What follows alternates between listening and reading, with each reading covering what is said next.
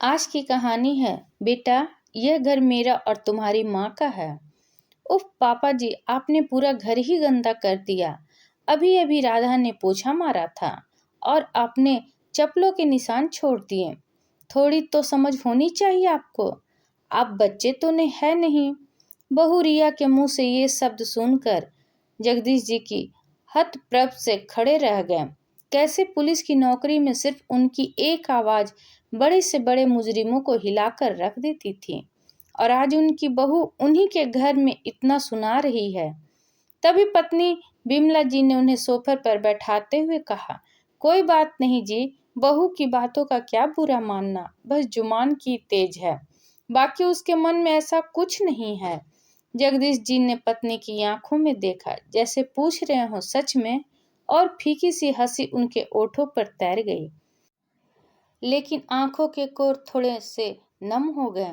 सोफे पे बैठे बैठे ही सोचने लगे, कितने जतन से इस घर को खड़ा किया था, एक एक तिनका अपने हिसाब से रखवाया था इस घरौंदे का, ताकि सेवा अवकाश के बाद पति पत्नी सुविधाओं के साथ आराम से रहेंगे।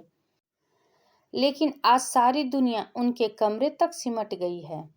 कमरे से बाहर निकलो तो कितना कुछ सुनना पड़ता था उन्हें। हॉल के अंदर फायर पिट बनवाया था कि ठंड के दिनों में वहां आग के सामने भुनी मूंगफलियां खाएंगे।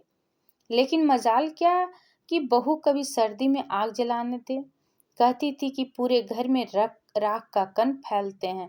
फिर वह चिमनी वैसी ही रंगी पुती दिखती थी, एकदम उजली, क्योंकि बहू को वैसी ही पसंद थी। ये सब सोच रहे थे, तभी विमल जी हाथ में कॉफी का मग लिए वहां उनके पास आ बैठी। पति को बहुत अच्छे से जानती थी कि वे अभी गुस्से में थे, और उनके हाथ में कॉफी पीकर उनका गुस्सा शांत हो जाता है। विमला जी भी क्या करती, पति और बेटे सुमेश के मुंह में फंसी एक भारतीय नारी जो ठहरी। दोनों तरफ बैलेंस बनाते बनाते ही उनका जीवन कट रहा था। कभी बेटे की सुनती, कभी पति की। एक दिन सुबह सैर से लौटने के बाद पति पत्नी दोनों लॉन में बैठे थे। नौकर चाय रख के गया। 2 की जगह 3 चाय का कप उन्हें थोड़ा अटपटा लगा, क्योंकि उनके अलावा चाय सिर्फ सोमेश पीता था, और वो उनके साथ कभी चाय नहीं पीता था। उसने उनके साथ बैठना तो कब का छोड़ दिया था। फिर आज तभी सुमेश वहां आ बैठा, साथ में चाय पीने लगा, लेकिन अजीब सी चुप्पी। ये वही सुमेश है जो छोटा था, तो उनकी बातें खत्म ही नहीं होती थी। जगदीश जी कितनी भी थके हो सुमेश के साथ खेलते ही थे। उसकी बातें तब तक खत्म नहीं होती जब तक वे उन्हें कहते कहते थक के सो नहीं जाता। आज अजीब सी औपचारिकता ने अपनी जगह बना ली थी बेटे और पिता के बीच। तभी बिमला जी ने खामोशी को तोड़ा। सुमेश, अगले महीने ही रिया के भाई की बेटी की शादी है ना? हाँ माँ, उसी बारे में बात करने आया हूँ। लड़के वाले इसी शहर के हैं और वे वहीं से शादी करना चाहते हैं। सो रिया का परिवार शादी के लिए ये घर चाहता है। वे हमारे घर से शादी करना चाहते हैं। इसलिए मैं चाहता हूँ कि जब तक भीड़ भाड़ रहेगी घर में, तब तक आप दोनों दीदी के पास चले जाओ। आप दोनों को भी भीड़ भाड़ से असुविधा होगी, और दीदी भी इसी शहर में है, तो आप लोगों को कोई तकलीफ भी नहीं होगी। आप दोनों का कमरा भी उनके काम आ जाएगा। यह सुनकर जगदीश जी गुस्से से लाल हो गए, फिर भी अपनी आवाज को संयमित करके बोले, बहू के घर वालों को दूसरा घर दिला दो किराए पर, 10-15 दिनों के लिए। हम क्यों शिफ्ट हो कहीं? पापा, आप भी न गजब करते हो। रिया के घर वाले हैं, हमारे इतने बड़े घर के रहते उनके लिए दूसरा घर देखें। अब रिया ने उनसे कह भी दिया है, अब आप लोग अपना देख लो, वे यहीं आएंगे। कहकर सोमेश एकदम से अंदर चला गया।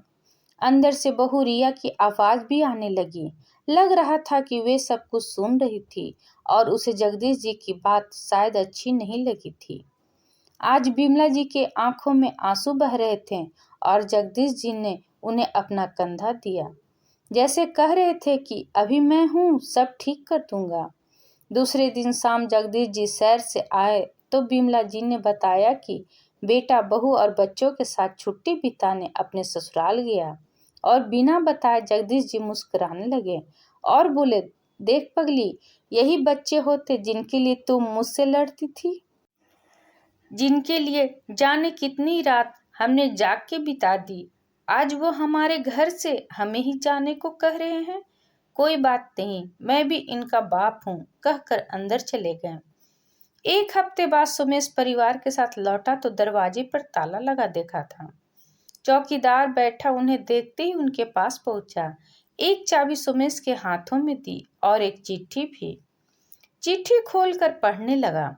वो खत जगदीश जी का भी था, सुमेश के नाम। सुमेश, मैं और तुम्हारी माँ रामेश्वरम जा रहे हैं। 1 महीने बाद लौटेंगे।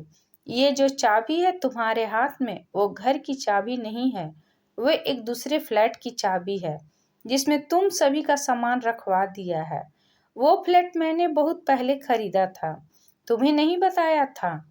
पौष इलाके में है, तुम लोगों के लिए अच्छा है। अगर अच्छा ना लगे तो अपने हिसाब से घर ले लेना। यह घर मेरा और तुम्हारी माँ का है और हमारा ही रहेगा। इसमें से हमें कोई नहीं निकाल सकता। अभी तक सब कुछ बर्दाश्त करता रहा था क्योंकि तुम्हारी माँ खुश रहे, लेकिन अब तुम्हारी बातों से उसकी आंखों में आंसू आए, ये मैं बर्दाश्त नहीं कर सकता। ये हमारा सपनों का घर है जिसमें हम अपने बच्चों और नाती पोते के साथ रहना चाहते थे, लेकिन शायद ईश्वर को ये मंजूर नहीं था और तुम लोगों को हमारा साथ पसंद नहीं था। वो घर मेरे और माँ की तरफ से तुम लोगों के लिए आशीर्वाद स्वरूप है। इच्छा होगी तो रखना, वरना वापस कर देना। माता पिता होने के नाते हम अपना आत्मसम्मान नहीं खो सकते।